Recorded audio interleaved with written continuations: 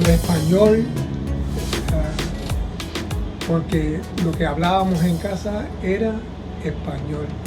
Translation is, all we used to talk at home was Spanish. However, when we went out, obviously it was English. So I'm what's called a New Yorican. So I was born and raised in New York City, and my parents are from Puerto Rico. So I'm actually the first generation off the boat. The early life was New York City, which New York City is the northern suburb of Puerto Rico, because we have a large Puerto Rican community that lives there. So my father died when I was 13, and then it was me and my mom and the rest of the family. But it was just me and her. The rest of the family was there because in a normal Puerto Rican household, you have the what do you call it now, the family, but it's you got the inner circle, and then you got the multiple members. I lived in a house in Queens, and we had 22 people that lived in the house. And the biggest thing is I learned to be nimble because there was only one bathroom. So there was a bunch of bunk beds and people that lived in the basement, but it was a party every weekend because those 22 would be there, and then the additional that would come that lived in the area, the music and the food and all the cultural things. You know, we have a Puerto Rican Day Parade that happens yearly in New York, which is like a big party because everybody loves food. And if you go out and you taste different things, and you know we all have special foods that we love, and we share that, and that's a common bond. And you know that's the best thing about America is its diversity and all the different people that we have. My favorite dish in the world is called pasteles. So pasteles, if you think of a Mexican tamale, so a Mexican tamale is made out of corn and has meat in it, right? Well, the pastel, Puerto Rican pastel, and it's more Caribbean, is made out of bananas, okay? So it's very labor intensive because you have to peel all the bananas and then you make a big mass, and then you put it all together and you put it in this paper with meat and different things, and you fold it up and then you boil it. Oh man, I love it.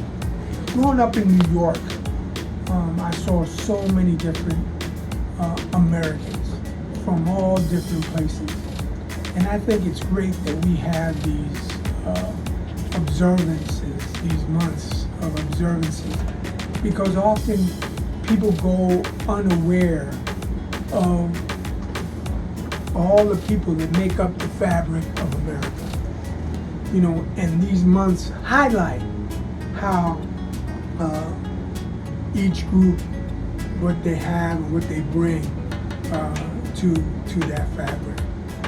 So that's why, you know, I love Hispanic Heritage Month. When I wore younger man clothes, I used to do events that highlighted the culture, so people become aware, you know, and know what it's all about. The problem is now, you know, and back then was that as a New Yorican, I didn't know how to write Spanish well or read it.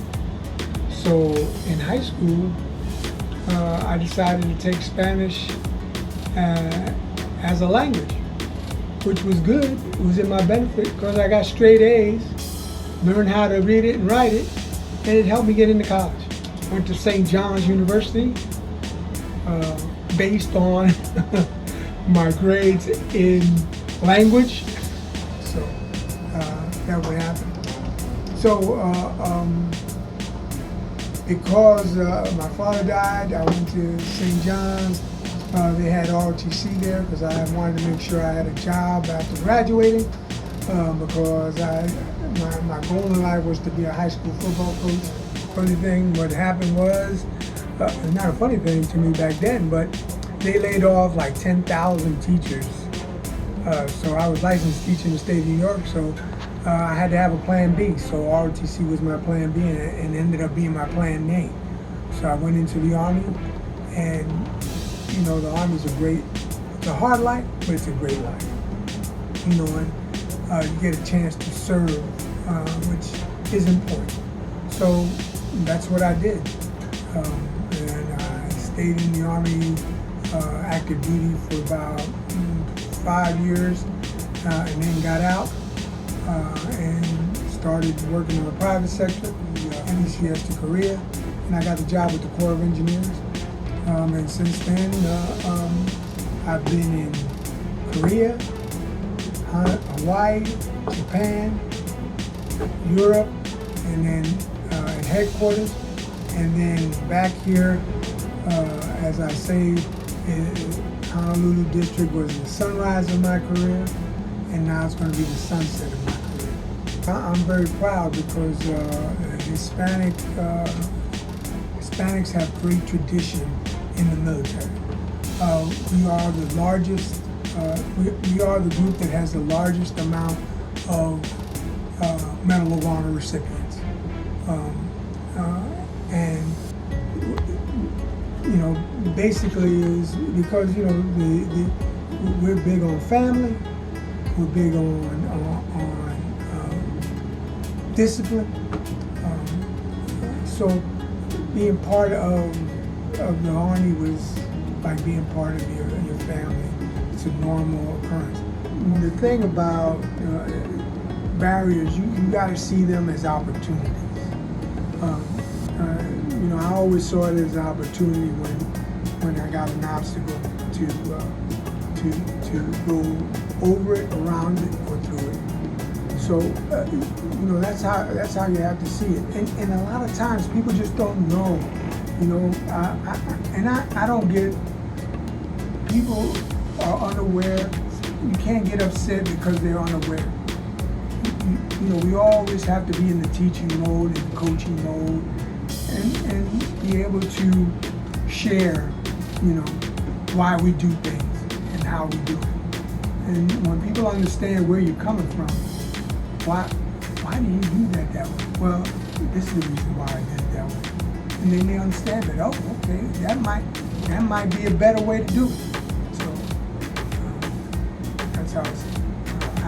I'm enjoying every second of my time. I love these special emphasis groups, and I appreciate you, Pat, doing this, because just talking to a camera, you know, that doesn't work for me. But being able to have a conversation and answer questions, that made it that much more simple. Cool. Thanks, Si.